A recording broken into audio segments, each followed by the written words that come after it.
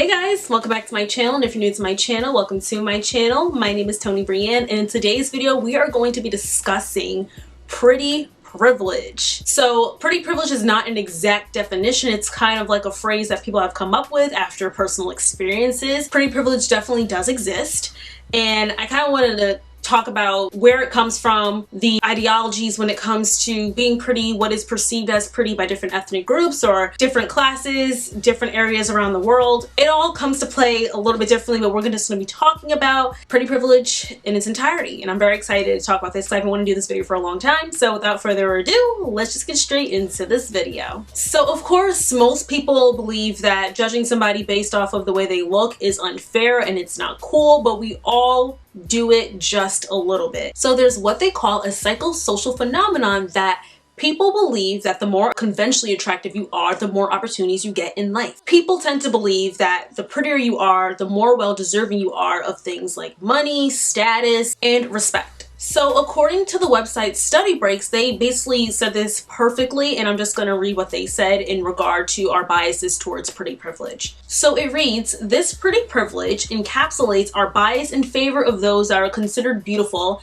and because beauty is socially constructed, it can thrive off of existing beauty standards that devalue individuals from marginalized groups." And they further go on to discuss what we define as pretty. So of course, I want to say this, beauty is subjective, and although we want to say that it does not affect us economically and socially, it definitely does. So we're gonna break down the phrase, beauty is in the eye of the beholder. So of course, we all know different societies and different groups have different ideas of what they consider pretty. If you are white, pretty is someone that is skinny, someone that is straight, someone that has more Eurocentric features. In Black cultures and Hispanic cultures as well, there's more, the ideal of pretty is, I also will say, more so Eurocentric features, but more of a curvy body. And of course, the definition of pretty changes through generation to generation. But one thing that I will say across all boards that is considered definitely not pretty is being fat. Fat phobia is prevalent in the Black community, it is prevalent in the Hispanic community, it is prevalent in the white community, and even in the Asian community.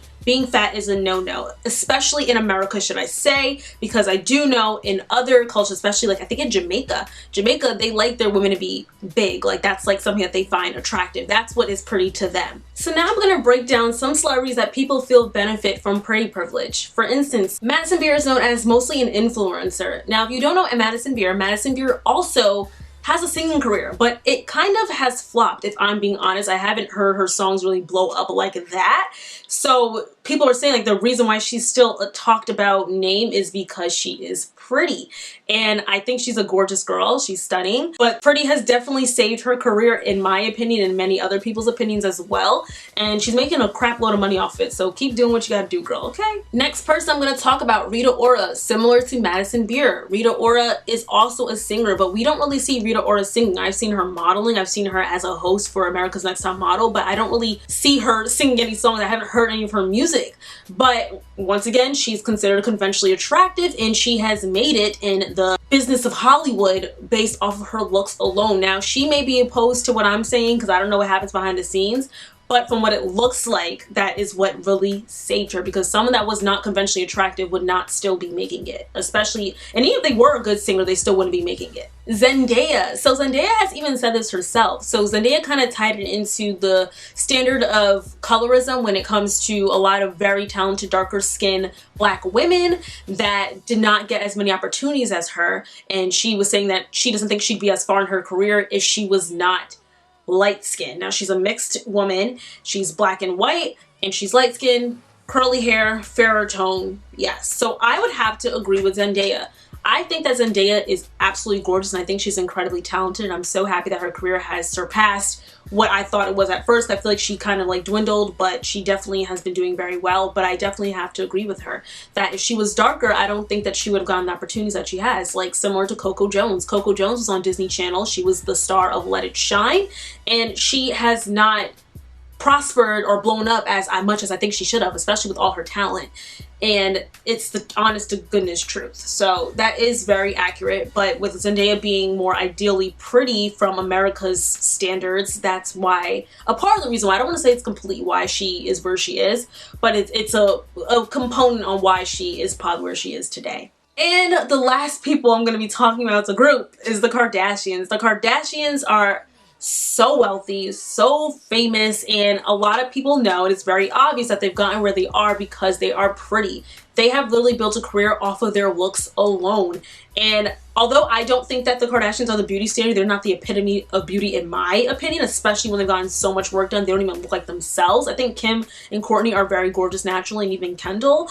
But Kendall, she's really pretty to me, but Kendall's kind of like, she's basic looking.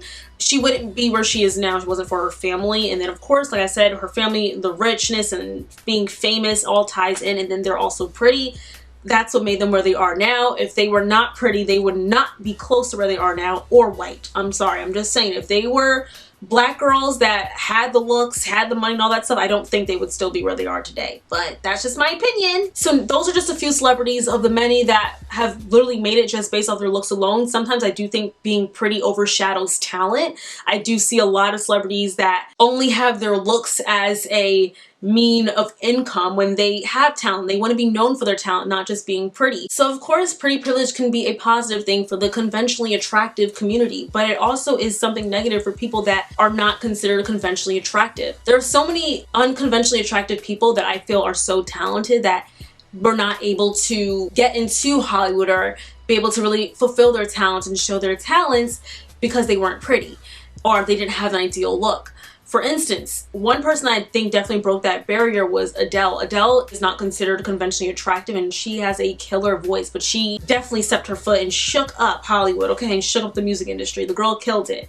But she's one person of just a few that do not have that same opportunity. There's so many super talented singers out there that just don't blow up because they don't have the look. And that's always the thing that people have talked about in Hollywood, is the look. Just because you could sing does not mean that you're going to be able to get into Hollywood because you don't have the look. For instance, Kesha. Kesha, I think she's an amazing girl. I think she's a survivor. Of course, we've heard of the alleged sexual assault with Dr. Luke. Is it that's his name, Dr. Luke, I think? Yeah, whatever. He don't matter because allegedly he has messed around with lots of young girls and made them feel very uncomfortable. But Kesha isn't really a singer, but you saw she blew up, but she was considered conventionally attractive because she's white, blonde hair, blue-eyed girl. There's probably so many other artists out there that are so much more talented that just did not get into the limelight because they were not attractive, and that's something that definitely needs to be fixed to this day.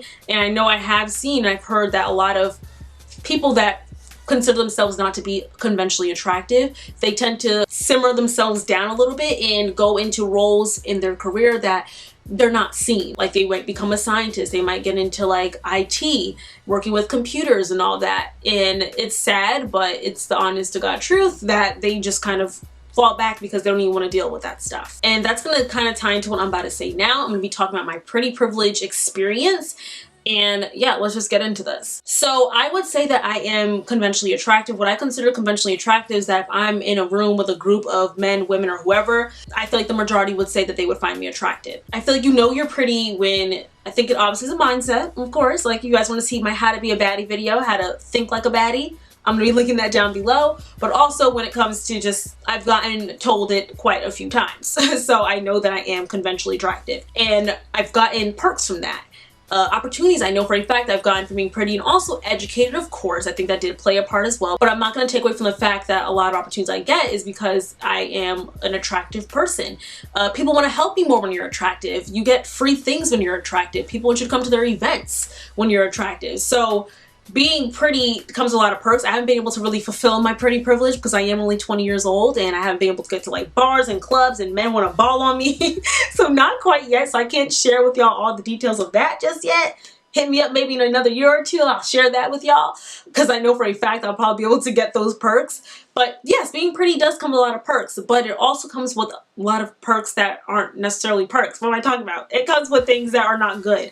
And I'm going to do a whole separate video on it. The title's going to be controversial. I already have it like listed as one of my next videos, but I'm going to just go in like a little peek of what I'm going to be talking about in that video. And that just is being pretty. You also have negative things that come with it. And sometimes when you're pretty, people look at you as dumb. They do not automatically think that you could speak for yourself, you cannot articulate yourself. And I've seen that so many times where people kind of underestimate me until I speak, and it's like, yep, I know how to speak for myself, I know how to advocate for myself. A compliment for me before even being pretty is definitely the idea that I'm smart, I'm educated, I am a kind person, I am funny. Like, that's more of a compliment to me. But yes, being pretty also does come with bad things as well. I'm gonna do a whole different video on that. But yeah, so that's my experience being pretty. Pretty privilege is definitely in the eyes of the beholder. We all have our ideas of what we consider pretty, but we all know the generic looks of what being pretty is, and pretty privilege definitely does exist.